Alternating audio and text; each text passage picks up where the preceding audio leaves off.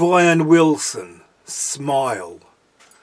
When I was a teenager in the early 70s, I used to live for Thursdays when I could buy the music press on my way to school. I first became an avid reader of the Melody Maker. I would devour the whole thing looking for news on T-Rex, Led Zepp, Purple, Sabbath or Floyd, but taking in everything else. There was so much about the decline of Brian Wilson, drugs and insanity, a grand piano in a sandpit, and always questions about the great Beach Boys' lost masterpiece, Smile. There were stories of how upset he was, that the recording sessions had caused massive tensions in the band, who had just wanted to play surf music and had tired of being his playthings in creating a masterpiece to rival the Beatles. It was said he had created the sound of an inferno, but had burnt the tapes. What we had heard was the groundbreaking single Good Vibrations. It was a song I remember from the radio, but it was only when somebody lent me the single that I realised what a masterpiece it really was.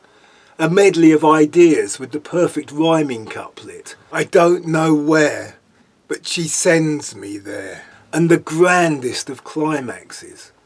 We also heard Surf's Up, a truly beautiful piece that turned up years later as the high point on an otherwise inconsistent Beach Boys album. If you search YouTube, there is a performance of the song, performed solo on a piano by Brian Wilson, on a TV show hosted by the great classical and musical theatre composer Leonard Bernstein. In the noughties, Wilson put together his own band. It was members of that band that persuaded him to dig out the old Smile tapes, and together they pieced together Wilson's original concept, re-recording everything afresh.